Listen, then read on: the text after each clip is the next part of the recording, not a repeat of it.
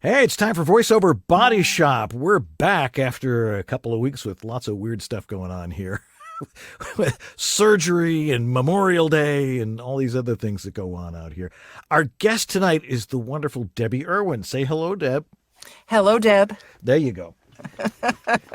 See, I follow directions. And being able to take directions, very important in this business. Anyway, we're going to be talking about medical narration, which is a big market because there is a lot of medical stuff going on out there. And if you want to learn a little bit more about it, now's a great hour to hang out with us and learn more about it and how to do it.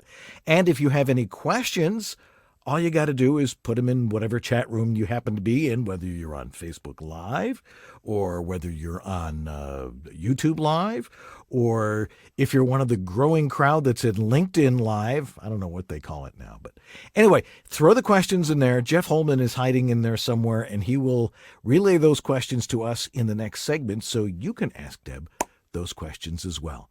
Are we all ready, everybody? Let's do this. All right, it's time for VoiceOver Body Shop right now.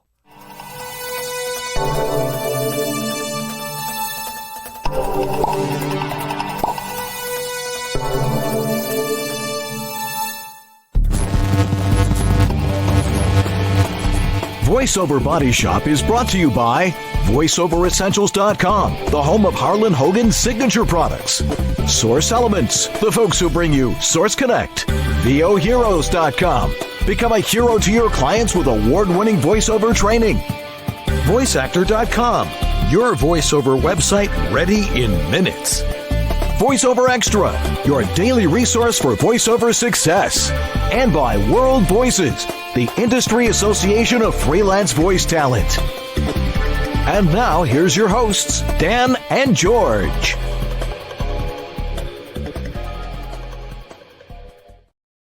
Well, hello there. If you're wondering, I'm Dan Leonard.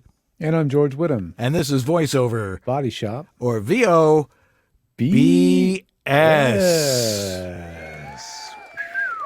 Thank you very much. Anyway, well, we're glad to be back after a couple of weeks of hiatus. And apparently the show, the last Tech Talk, was only on YouTube because Facebook didn't want to upload it for some reason. Meta is a freaking meta mess. It is. Like a steaming pile of garbage fire, dumpster, diaper stuff. So hopefully it'll all work this week and we'll get it right. Yeah. I'm glad we got multiple platforms. That's all I can say. Yeah. So I had neck surgery a couple of weeks ago, and You I'm not going to show everybody. opener? Yeah, essentially, and then sew it back up and fix my spine and all those things, and now I can walk without tripping over my own feet. It was a very strange thing. Science. Yeah, science. I'm glad Anyway, you're recovering nicely. Yeah, I'm not going to show everybody my scar like I've been doing all weekend. So we will use our imagination. Marcy's talking. My wife is talking about putting bolts in my head, and it's like you're looking like Frankenstein. Yeah. Anyway, speaking of medical stuff, we have a great guest tonight. Debbie Irwin has been spending years of her life lending her voice to everything from medical explainer videos for patients and medical professionals to pharmaceutical marketing to medical legal recordings and more. Are what make her the expert in the medical narration industry. So let's welcome to the show, I guess for the first time as an actual guest, Debbie Irwin. Hey. How you? Thank you for having me. Oh, it's a pleasure to have you. I think we've interviewed you at FAFCon and at a couple of conferences and stuff, but this is the first time you're actually here sharing your expertise with us, so we really appreciate that. If my booth were big enough, I would curtsy right now and say thank you. Not really necessary. So how long you been doing voiceover? I guess just 20 years. Oh, just 20 years? Yeah. Just 20 years. Most. That's cause for a celebration right there. Yeah. How did you get into? How did you find your way into this marvelous business? Circuitously, like many folks, I really didn't know anything about voiceover. I had a background in theater and had come to New York back in 1980 to pursue that dream of being a stage actress. And after I struggled for a couple of years, I decided, okay, enough of this. I'm ready for a real job. So I started working at the Guggenheim Museum, doing PR and special events. And if you know anything about the nonprofit world, especially in New York, if you're not independently wealthy or married to someone who is, then you just can't afford to, you can't afford to keep that job. So I was ready for a serious job that paid serious money. And I went to Wall Street, became a stockbroker. And did that for a number of years, had a successful career there, then left Wall Street for Sesame Street when I started making babies and was lucky enough to be a full-time mom. And somewhere along the line, my mom planted the seed of, what are you going to do when you go back? And I happened to find a course in one of these, NYU School of Continuing Education books. And I was like, this looks interesting. So I took the class, and within the first 5 minutes, standing up and with a script in my hand, I was like, Eureka, I found it. So that's the Reader's Digest version of how I ended up here. Yeah. And so I like to say I'm living my dream that I came to New York for. I just didn't know it was going to look like this. It usually doesn't work that way anyway. But and you're originally from Chicago, right? Chicago. Yeah. South Side. All right. You're from South Side of Chicago. Oh yeah. Wow. That's that's not. I love to dance. Yes. not that explains that too. So how did you break into doing a lot of medical narration, and how long have you been doing it? I don't think I really broke into it. I think it found me. And when I talk to my medical students, the people who coach with me, I say, it's really important to go for the low-hanging fruit. Why make it difficult? Maybe you have a dream to do animation, but if people are hiring you to do IVR or e-learning, go, do that. Don't fight it.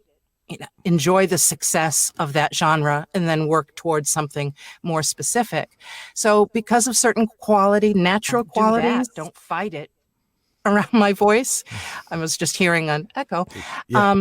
That'd be my fault. I was going to say it's George's fault. I was hearing, don't fight it. Don't fight it. Don't fight. I was like, is that my alter ego reminding me? Don't fight it.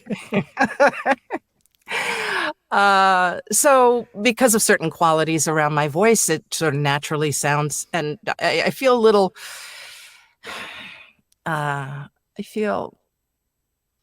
funny when I say this because it sounds presumptuous, but it is a spec. Intelligent, authoritative, warm, worldly, sophisticated. So because of these natural qualities that are in my voice, I was getting hired for this kind of work that required somebody who sounded intelligent and could make sense of the content well enough to communicate it in a way that expressed my understanding of it, and my understanding is not deep, it's broad. I do try and understand the content, and we can get into that later, but because sometimes it's very difficult to understand the content. Yeah. Well, and medical is it. I mean, it's huge. I mean, I've done a lot of it too. I've done a lot of pharma, and it's not getting smaller; it's getting bigger, and continues to be so. But it's a very interesting read, and of course, every project's a little bit different. But then again, some of them just seem to sound the same all the time. So I guess I could ask: can anyone do this kind of stuff? With a pen and a paper, is anyone an author? Good point. Just because everybody can doesn't mean everybody should. Yeah, and I would ask another question, which is, does everybody want to do it? Because it's challenging, and there are certain things about medical narration that you don't find in, let's say, commercials. For instance, it's long form. The terminology can be very technical. It can be tongue twisting. It can be difficult to understand. You have to have stamina in order to read, a long script, let's say, ISI for an hour or whatever. So not everybody thinks that that's a fun job. I remember years ago, I had a session for an ISI, and it was I don't know, maybe 10 minutes long, something like that. And really at the, by law, they had to have it at the end of their video, but they didn't want it to be read conversationally. They wanted it to be read as fast as possible. Now, I had done my homework to prepare, because I always do before I get into the booth, but I had no idea they were going to ask me to read it fast. So that was a challenge. Like disclaimer fast, or like disclaimer fast? Not disclaimer fast. No, not disclaimer fast, but faster than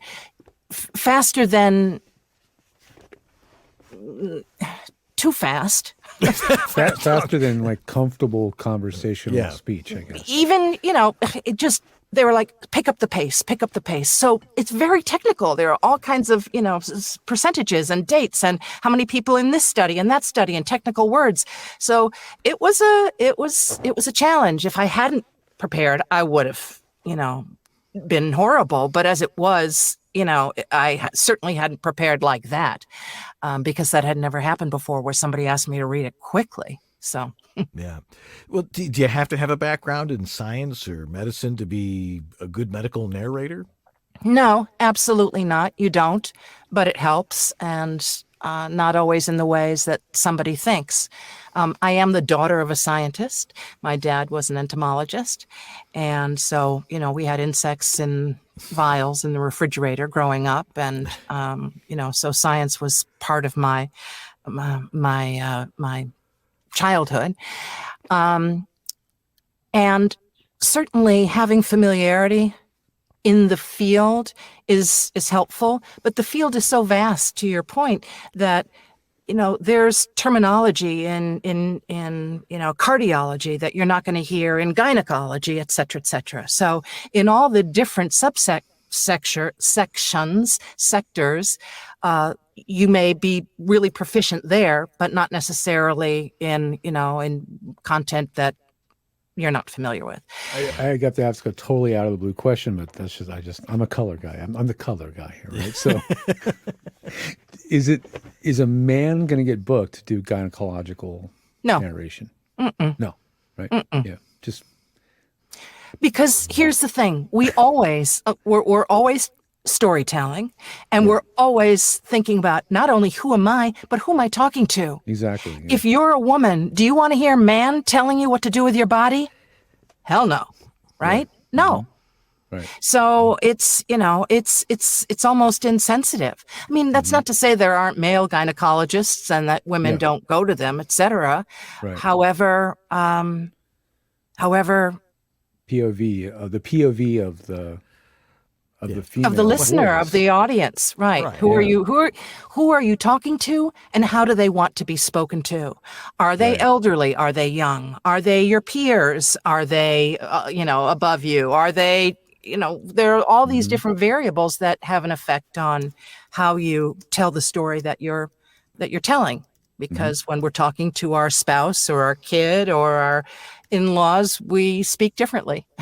Absolutely. If you're just joining us, our guest is Debbie Irwin, and we're talking about medical narration. Yeah, we just talk about general stuff on this show a lot, but something really specific like medical narration, which is, as we said, very, very large. If you've got a question about this, all you got to do is write it down in the chat room, wherever it is you're watching our show right now, and we will get to that question in just a little bit, so stay tuned for that.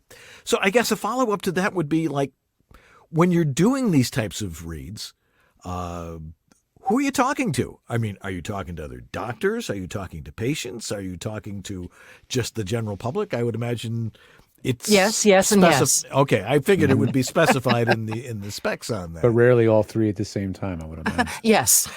Yeah.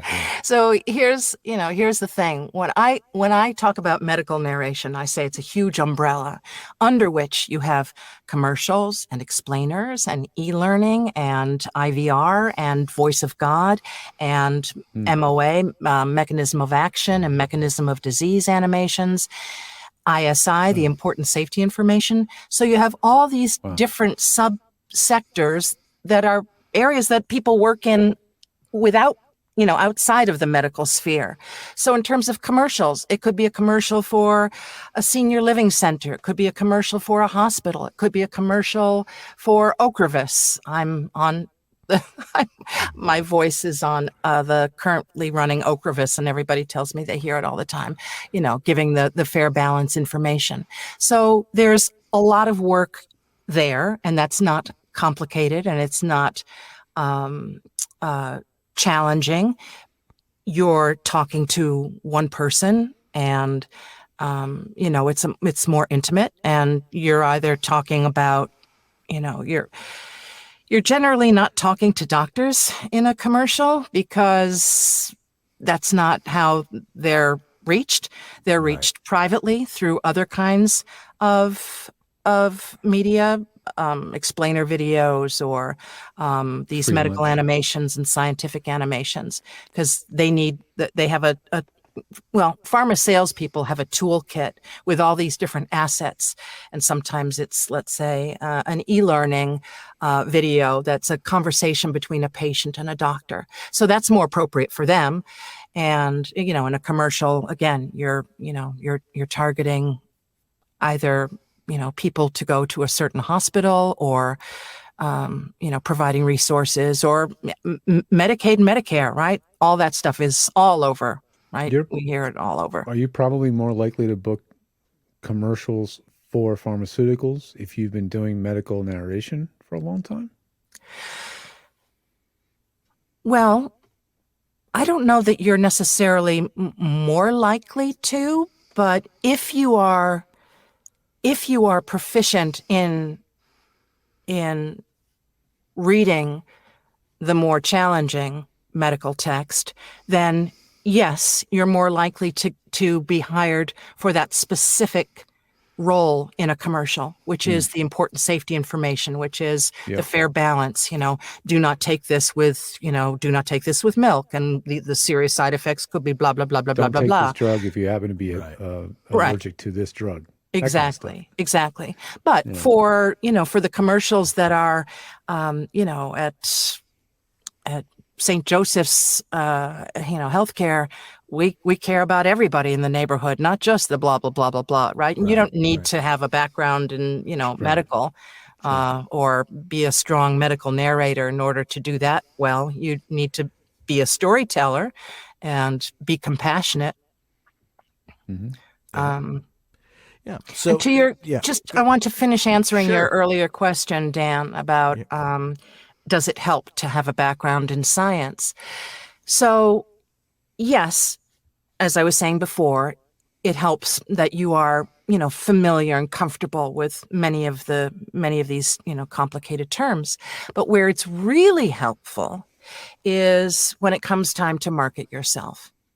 So some of my students, I've had an anesthesiologist, I've had nurses, pharmacists, science writers, etc. So at the point at which you're ready to hang your shingle, open for business, and I'm a stickler on when that time is, because you need to be able to do any and all of those different kinds of medical narration, in particular, and especially the complicated stuff, in order to call yourself a medical narrator and a pro. Right?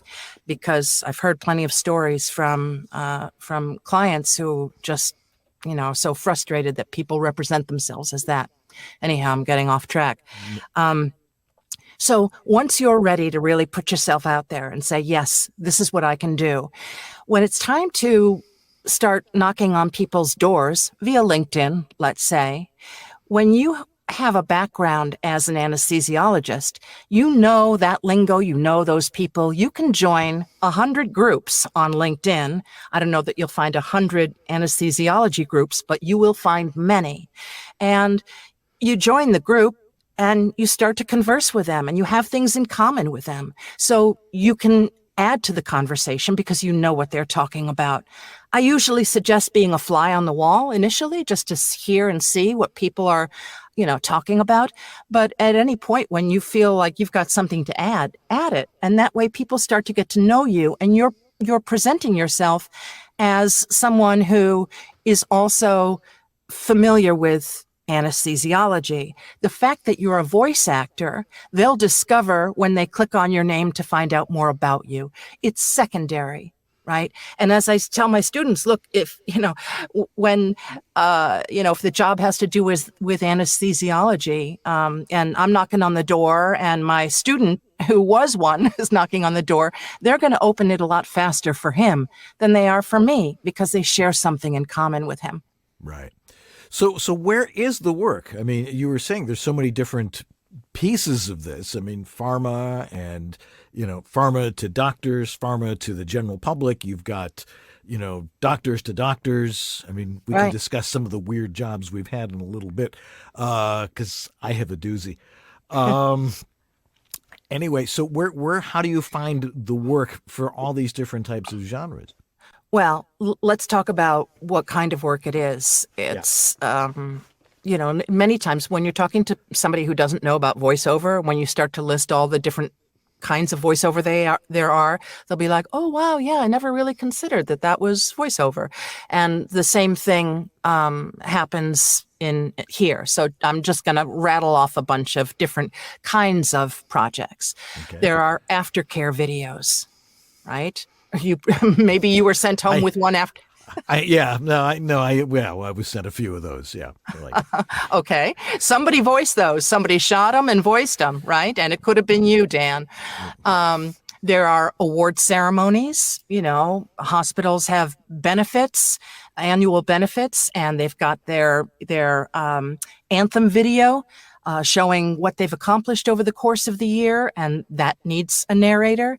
There's tons of e-learning, continuing medical education for all kinds of HCPs, healthcare professionals.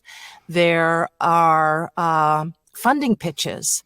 So I was hired to narrate a video for Johns Hopkins University. They were pitching to get funding for some research around blood testing. And they put a lot of money into creating this video, and I got to voice it, and they won a $50 million grant.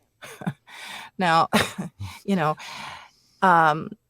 that's just one other little kind of thing. People probably never even thought about that. And then there are in-office videos, right?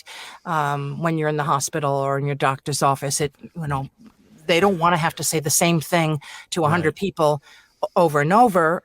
So they'll create a video of content that's relevant to everybody so that they can consume it on their own. There's student education. There's what to expect. There's medical and surgical videos, anatomical, cellular. There's research videos. There's just a tremendous amount of work happening globally. Yeah. Once again, we're talking with Deb Irwin about medical narration, and I'm sure that brings up a lot of questions for everybody. Yeah, you were talking about in-office stuff. When you're sitting there in a doctor's office, they have a video screen in there, and they're running some medical network or something specific to that particular area that the doctor you're seeing is about. It's like you go to the cardiologist. Here's how you take care of your heart. Yeah. Right. And then they'll be interviewing a doctor or something, but somebody's got to narrate that stuff. So where can you find copy for these types of things so you can try to practice it and see if you can do this kind of stuff?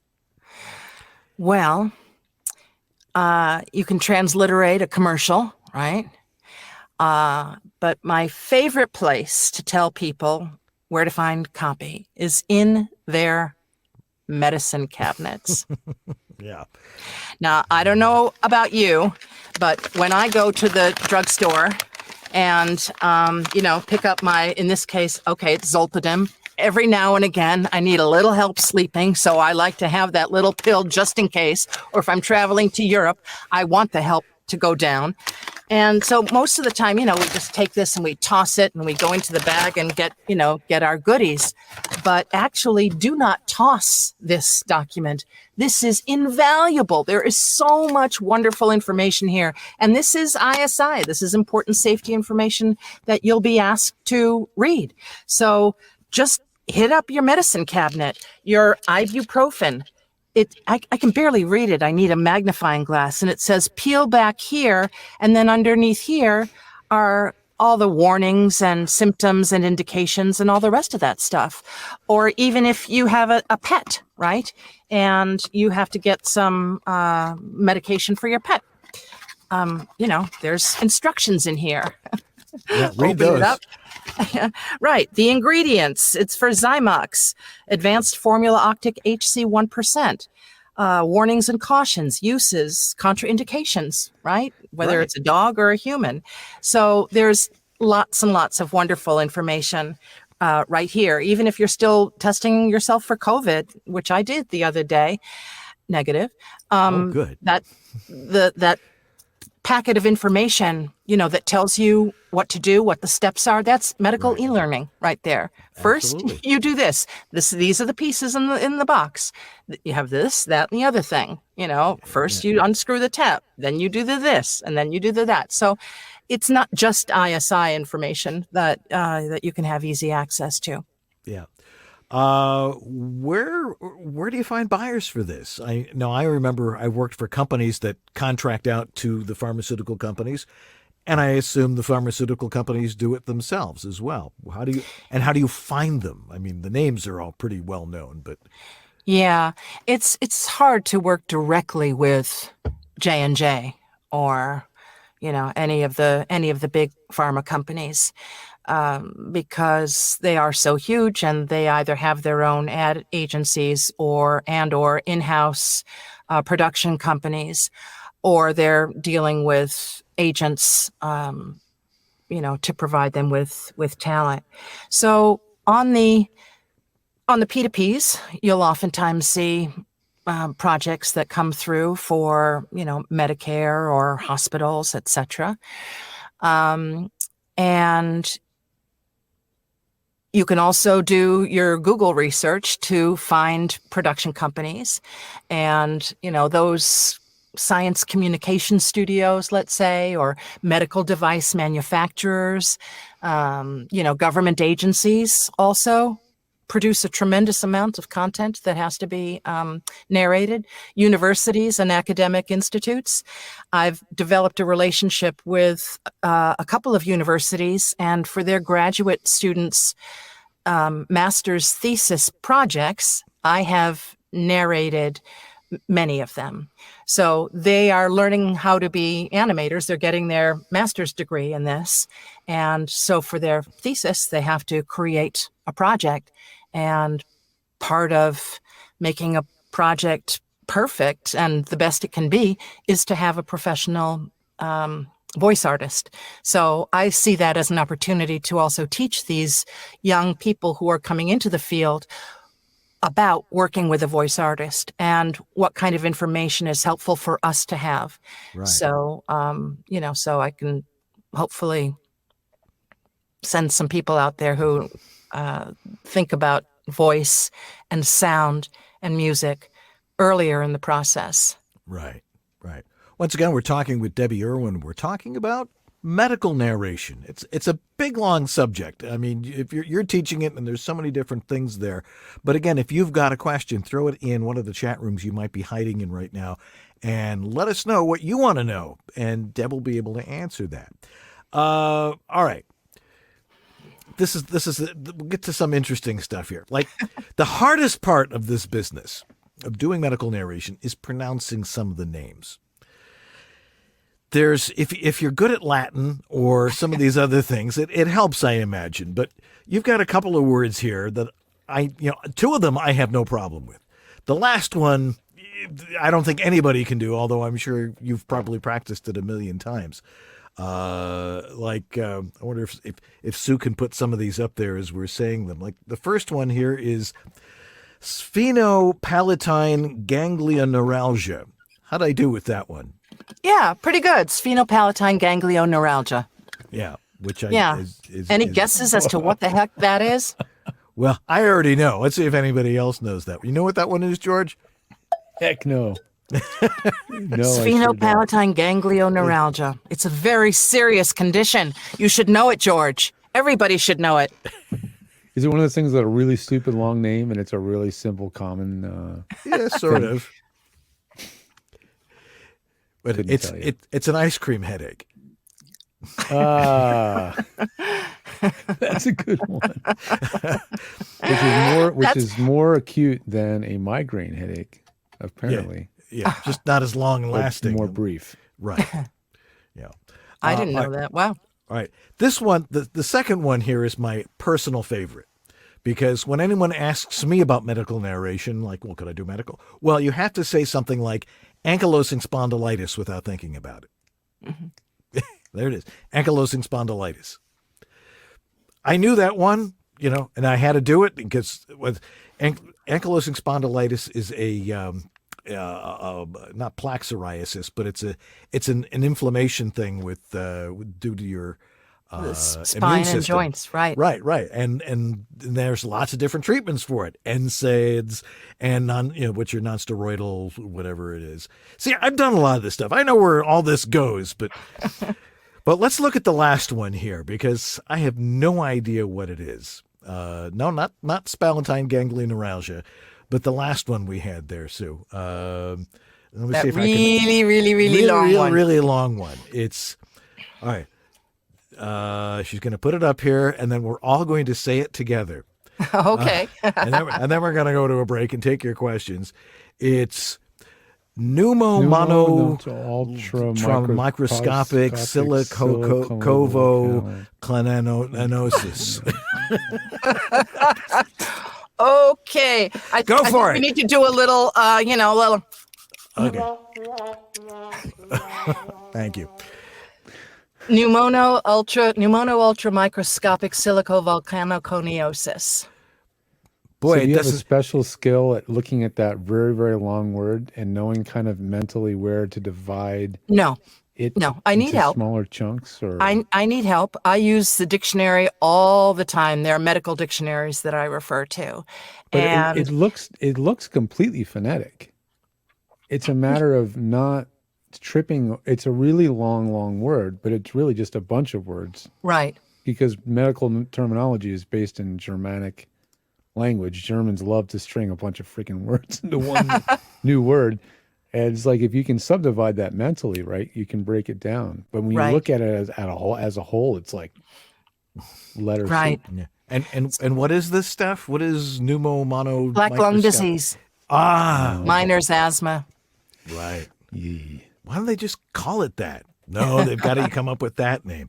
Anyway, once again, we're talking with Deb Irwin, and we're talking about medical narration. If you got a question, throw it in the chat room right now because we're going to get to it in just a little bit. But right now, we're going to take a quick break and listen to some of the people who support our show, and we'll be right back with Debbie Irwin here on VoiceOver Body Shop, so don't go away.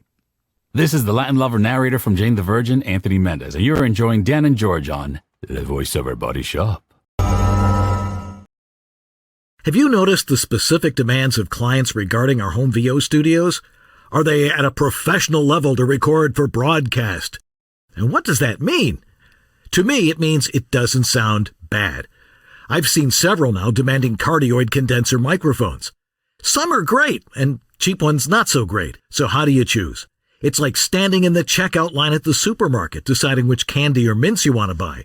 So which is right for you? Make it easy on yourself and get the Harlan Hogan Signature Series VO1A, the first and only mic designed for voiceover performers by a voiceover performer.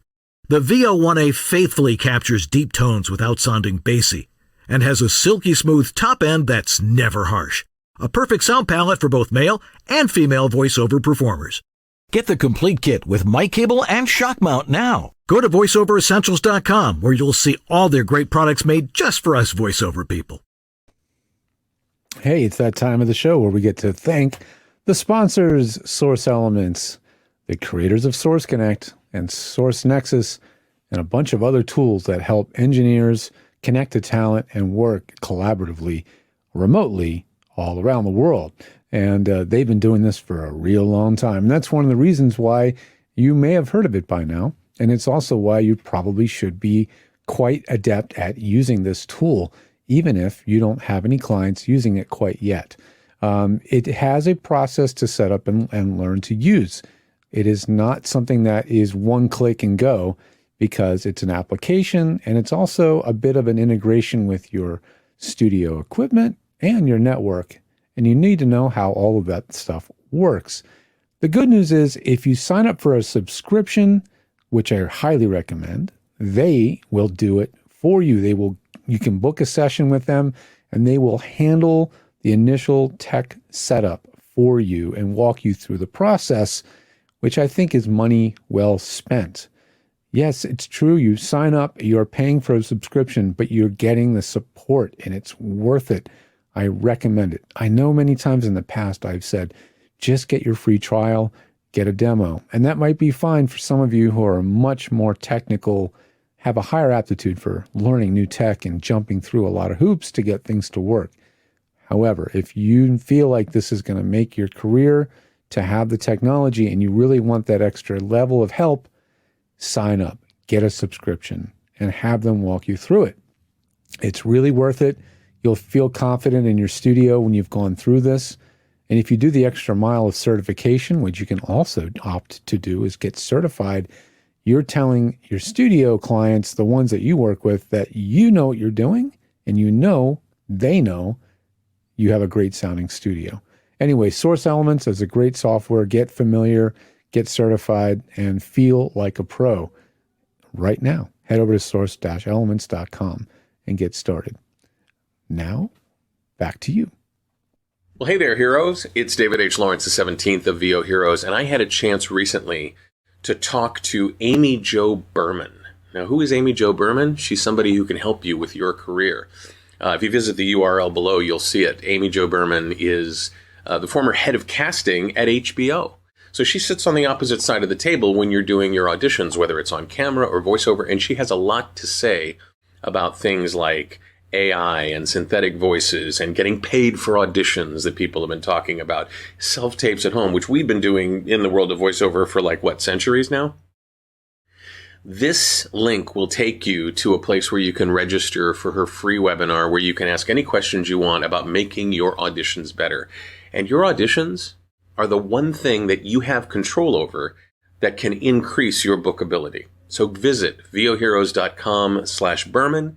That's voheroes.com/Berman. This is Bill Ratner, and you're enjoying VoiceOver Body Shop with Dan Leonard and George Whittam. VOBS.TV. And we are back with Debbie Irwin. We're talking about medical narration. Now, one of the things that I wanted to challenge you with was, what's the weirdest medical narration job you've had? I gave you a couple of days to think about this. What did you come up with? It's lame. I mean, that really tough ISI one, right? Where I had no clue that they were going to ask me to do it at, speed 45 instead of 33. Times when, the word, the name of a drug, and people in the same company don't agree on how it's supposed to be pronounced, which is kind of funny. And, in a situation like that, you do it every which way they ask, and then you let them duke it out later after the session. Cover your bases. Right. And then I have one, it's kind of funny that came to mind. It wasn't a medical, it was for a perfume. And this was years ago. I was in a studio session, and I tend to move a fair amount when I'm working, even when I'm not working. And I was in this adorable jumper. And for, what a jumper is, right, folks? You're wearing stockings, you have a shirt, and then it's like a dress skirt kind of thing over. Well, this adorable jumper was lined with some kind of satiny material. And every time I moved, it was So I had to take my dress off in order to get the job done well. Luckily, even though there was a mirror there, luckily the mirror was just to here. So, there was nothing they were seeing, but I had to disrobe to get the job done. Take that out of context. If you Yeah. will. Yeah. All right. Now, I've had Not fully, just partially. Yeah. Now, in the medical stuff, I've had two really weird ones. One was some doctor doing a lecture and nobody could understand him because his accent was so bad. So they hired me to be his voice on this thing. And it was like, Wow. okay, I can't even remember what the subject matter was, but that was weird.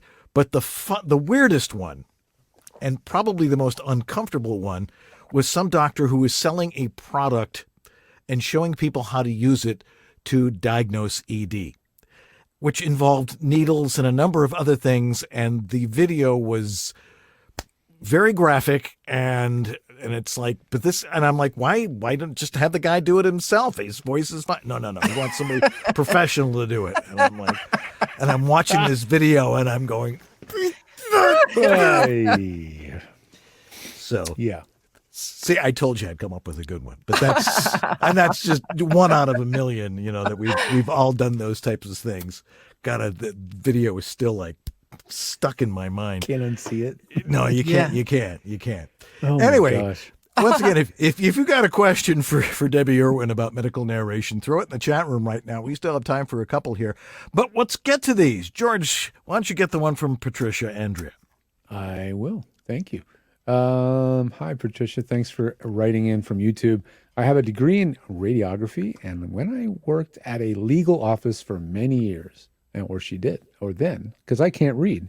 You can read it on screen and correct my terrible comprehension of the English language. Where can I look to get medical or legal narration, and in Spanish too? Well, you gave us a little bit of ideas, I think. Well, first of all, are you able to, the fundamentals? Do you have an excellent space to record in? Do you know how to record yourself? Do you know how to edit?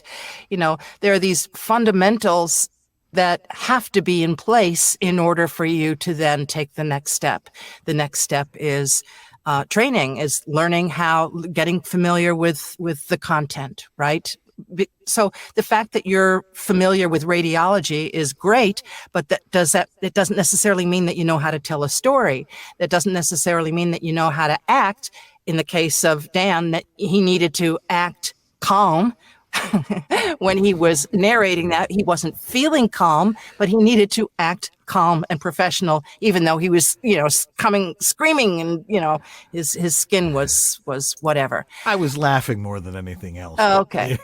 Well, the good thing about Patricia, she's a fan and watched our show for a long time and works with Dan on her studio. So she's got a great place to record. But like you said, it is a form of acting. Absolutely. I mean, no matter every kind of voiceover is storytelling. So you have to be comfortable with the format, right? And know what to expect. So different, when I approach a script, I approach it from like 3 different doors. The first door is the genre. What do we know in general about the genre? If it's e-learning, we know that it's going to be sort of more professional, a little more buttoned up. It's going to be instructive. There are going to be, very detailed things that you're being told to do in sequential steps. If it's an explainer, you know that as a genre, they're light and friendly and easygoing and very conversational.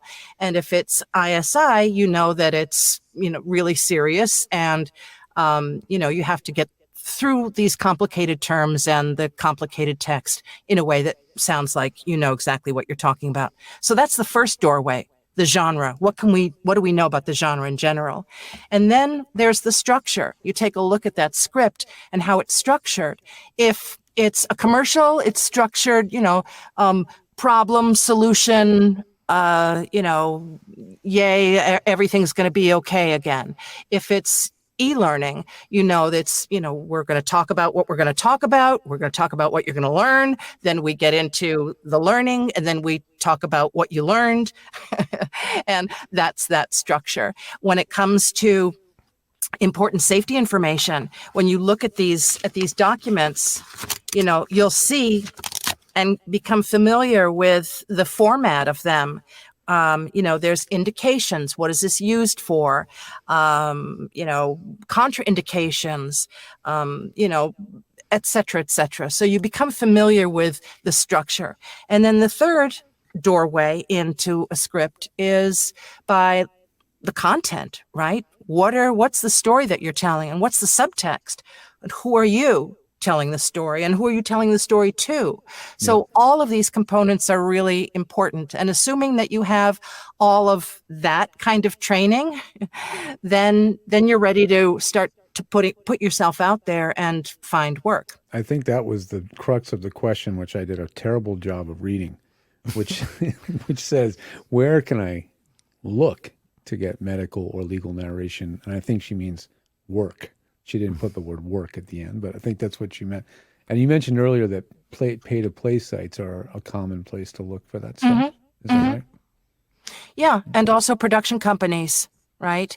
And again, what I suggest is being a fish in a different pool of water where you are the only voice actor, right?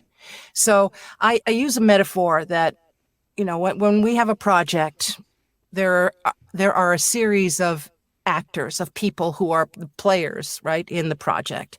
And I say that we're all in the same show, we're just not on the stage at the same time. Right. So I've made it my business to get to know the other players in the show, right? The writers, the animators, the illustrators, the editors, the producers. I'm a member of SWINey, which is Science Writers in New York, right? And I'm the only voice actor there.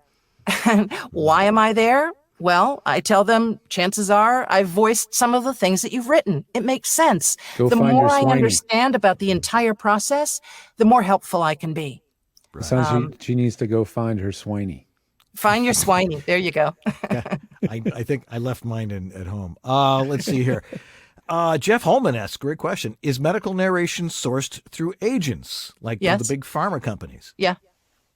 Yes. Yes, and? And? I mean, not all work comes through agents, and not all... I don't know the big agencies well enough to know if some of them are the go-to for certain genres. Like recently somebody told me that Atlas is the go-to for in-show documentary narration. And I don't know if that's accurate or not, but in hearing that, it makes me think, okay, so maybe there are, agencies that are more prone to get certain kinds of work. I don't know of any that's just does medical or specializes in medical. Yeah. But I talk if I go knocking on a door of a production studio, in the States or in the US production studio, or even a talent agency in Europe, I say, this is my expertise. And that immediately makes me different from everybody else. I'm not just a Jane of all trades. This is and I also take a look at who else is on their roster to see, do they have voices that are like mine, or do I bring something different? Yeah. AJB voice actor on YouTube says, hey, Debbie, I'm on Ocrevus. Can you say progressive multifocal leukoencephalopathy? Encephalopathy. Yes. Encephalopathy. Progressive multifocal leukoencephalopathy. I think I just said it. Yeah, you did. Was that what you had to say, AJB? Okay. I guess. Yeah. Justin Ramos says, hey, did Debbie mention their mic of choice? Is that the shotgun on screen? It is a shotgun on screen. Tell us a little bit more about your actual studio. Studio Bricks, the voiceover version. I know now they're making the pads out of recycled blue jean material or something like that. There you go, right there. This is my home inside my home, and I love it here. I also use it as a storage area for my lipstick because I love wearing lipstick. I thought those were pens, no lipstick. Yeah. Well, this is lipstick. And over here are my lemon glycerin swab sticks, which I adore. Your mouth declicking.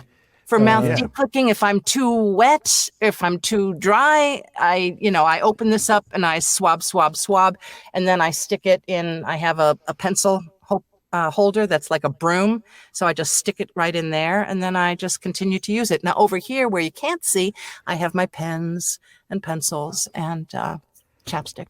Yeah. Did the guys at Studio Bricks think about this when they were designing all this stuff? So, but I don't think so, brilliant. but pretty fascinating. Really good use of that. Yeah.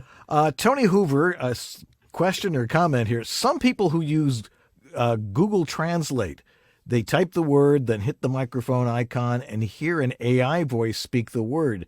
Is using Google Translate a good idea? More importantly, is it accurate?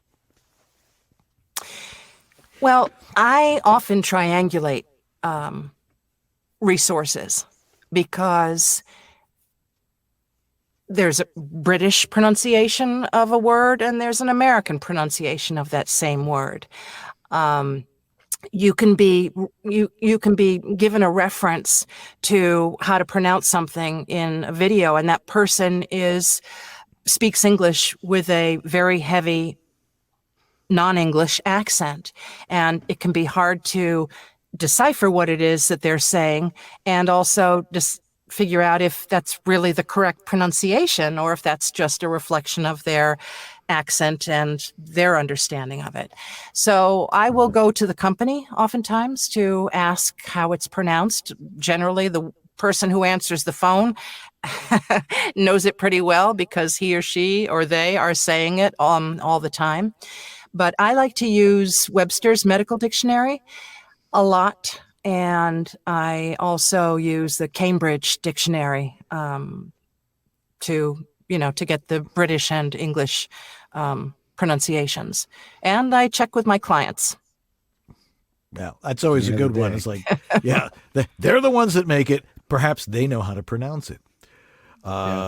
It always amazes me how weird some of these pronunciations are, and how do they come up with some of these drug names? And then there's the actual name of the drug, and then they come up with the commercial name for it, and it's like, okay. And boy, they are really pushing it on people. If you watch, the nightly news or something, it's one med commercial after another. They must have a hell of a Scrabble game, these guys. It must be.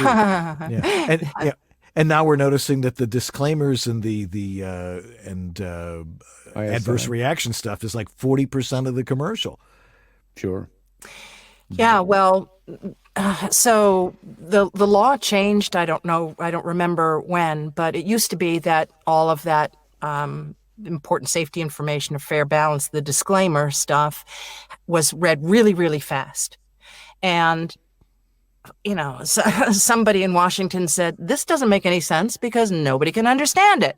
So now that disclaimer information is not read quickly. And in fact, it's read in the same kind of almost conversational voice as the rest of the spot. They don't want it to really stick out. And it's read over people who are, on screen, they're having a wonderful time and they're laughing and they're in a bathtub or they're at the beach and, all the rest of these really beautiful things. So what you're seeing and what you're hearing are not really matching up. But that's the way it's done now. Yeah. So, Deb, if someone wants to learn from you how to do this and enter this marketplace, because there seems to be plenty of work out there, how would they get in touch with you? At my website, debbieirwin.com, and there's a contact form there, and you can fill it out and let me know. I ask you questions about your experience and what areas you're interested in working in, and then I'll get in touch with you and schedule a free 20-minute chat and figure out if it's a good fit. I'm not the right fit for every project or every person. And I offer both private coaching and I'm also doing small groups now as well. I have a couple of medical ones coming up in next month and the month after. Excellent. Well, Deb, it is a pleasure to see you. We don't get to see each other much during the pandemic, but now we're running into each other in all sorts of places, which is great. Thanks for being on the show tonight, and we really appreciate your expertise in this, and I'm looking forward to having you on again when we'll come up with something else to talk about. All right. There must be something. We always find something when we get together. Thanks so much. All right. Thanks for being with us. Thanks, Debbie. All righty. Well, George and I will be right back to wrap things up and re-rack it for Tech Talk right after these important messages. So Don't go away. You're still watching VOBS?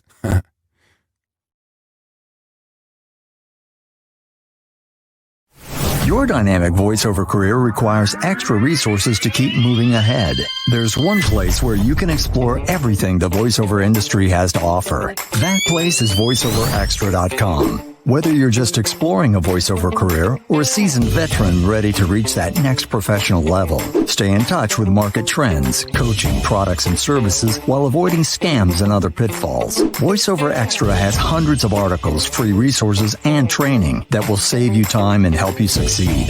Learn from the most respected talents, coaches, and industry insiders when you join the online sessions, bringing you the most current information on topics like audiobooks, auditioning, home studio setup and equipment, marketing, performance techniques, and much more. It's time to hit your one-stop daily resource for voiceover success. Sign up for a free subscription to newsletters and reports. It's all here at voiceoverextra.com. That's voiceoverextra.com. Well, guess what? It's time to talk about a great new service from our friends at voiceactorwebsites.com, and it's called voiceactor.com. What is voiceactor.com? Voiceactor.com is a website that allows you to get your website up in a very short period of time. When we came up with this idea, Joe Davis and I were talking about it. He says, what do you want? What would be good for people in the voiceover business, especially people starting out? And I continue to say, and I keep saying this should be the tagline, your voiceover website should not be a pain in the ass. Because back when it was always very difficult, you'd have to hire a webmaster, and I want this content, I want that. I said, template it, make it easy. People can go in there, they can use a template, they can change the colors, they can add the pictures they want, and it's very user-friendly, and you can do it really, really fast and get yourself online very, very fast. And to get started with voiceactor.com, it's free. $20 a month will get you even more features with it, but if you need to get your website up now, that's the place to do it. Go over to voiceactor.com and get your website up and running right now. We are the World Voices Organization, also known as WOVO. We're the not-for-profit industry association of freelance voice talent. VoiceOver is a complex entrepreneurial business. WOVO is there to promote the professional nature of voice work to the public, to those already established in their voiceover practice, and to those who want to pursue voiceover as a career. Membership benefits include a supportive and creative community, a profile and demos on voiceover.biz, our searchable directory of vetted professional voice talent, our exclusive demo player for your personal website, our mentoring program, business resources, and our video library, our annual WovoCon conference, a fun and educational weekend with other members with a chance to learn and network, webinars and great speakers, and weekly social chats with other members around the world. If your world is voiceover, make WOVO part of it. World Voices Organization. We speak for those who speak for a living. Yeah, hi, this is Carlos Alazraqui, the voice of Rocco, and you're watching VoiceOver Body Shop. And we're back with VoiceOver Body Shop. To wrap things up for this particular segment, our thanks again to Deb Irwin for her expertise in medical narration. And it can be a lot of fun doing medical narration, especially when you get the weird words and the weird jobs. Anyway, let's see here. Next week on this very show, and we're about to do it live. If you happen to be watching live, you might want to stick around and ask your questions for Tech Talk. Otherwise, you're going to have to watch it in replay, but it's a lot more fun when you watch it live because we never know what's going to happen. So next week, we'll have Tech Talk number 104. And then on June 19th, Hugh Klitsky will be joining us to talk about getting your demos the way they should be. And he's an expert on demos, and he's a fun guy to talk to. Let's see here. George the Tech, you got any specials for all the people going to your website? We just have the same coupon code I've been telling you guys about for quite a long time. And that is on our site at just put in VOBS Fan 10 and get 10% off on anything that you buy or do through georgethe.tech. All righty.